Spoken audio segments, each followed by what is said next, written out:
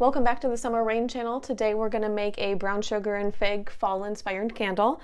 If you haven't done so already, be sure to hit the subscribe button down below. I also down below post a link to my blog where I go more in detail about the containers that I chose, the wick size, and all of that. Let's go ahead and make our candle. To place our wick, what you do is you're going to take a hot glue gun and you're just going to put a dab of glue right in the center of the wick tab, and then you just place it in the center of your container jar.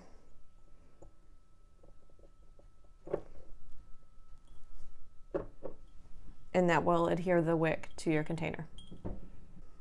For the colorant, what we're going to do, we're just going to take our color block, go ahead and shave some off as much as you think you're going to need for the candle.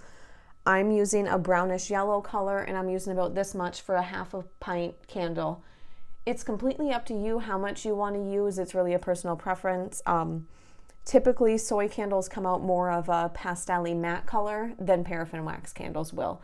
So this is how much I'm using for the candle we're making today.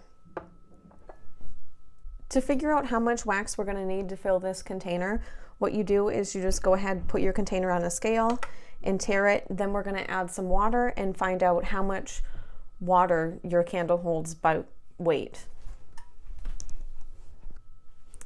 And then we come back, we put the candle with the water on it. I'm not sure how well my scale's coming through on the camera, so it's about 195 grams. And that's how much wax we're going to use for this candle. I know it is kind of hard to see in here, but my scale is underneath the container, so I'm going to go ahead, I'm going to add the 195 grams of soy wax. And I just use another mason jar as a scoop.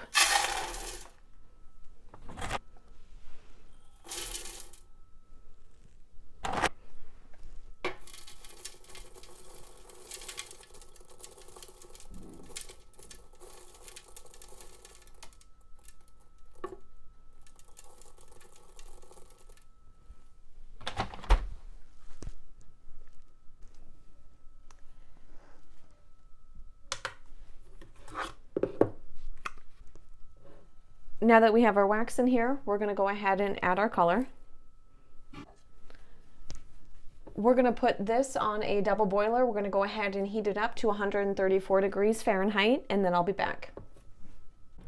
I went ahead and heated the candle wax to 134 degrees. What we're going to do is we're going to continue to stir this until it gets down to 120 degrees. The reason why you wait until a specific temperature is you don't want to burn off the top notes of your fragrance. So I found that cooling it to about 120 degrees and then adding your fragrance is the best temperature, so you don't lose that. Then after we add our fragrance, we're going to go ahead and let it cool down a little bit more to about 110 degrees before we pour it into our container. So I've just been stirring this for about 2 to 3 minutes, and now we're at 119.6. So we're going to go ahead and add our fragrance oil. I'm using brown sugar and fig.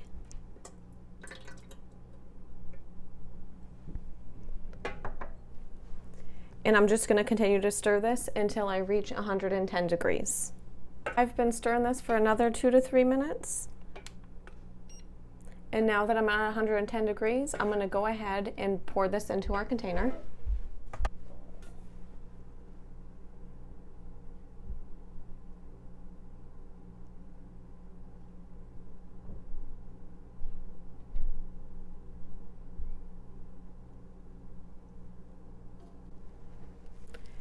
And then after you have it poured, what you want to do is you want to have your wick centered.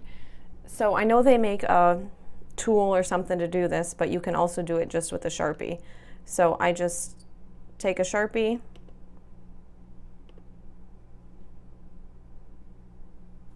get the wick centered, and then I'm going to leave it to set while it dries.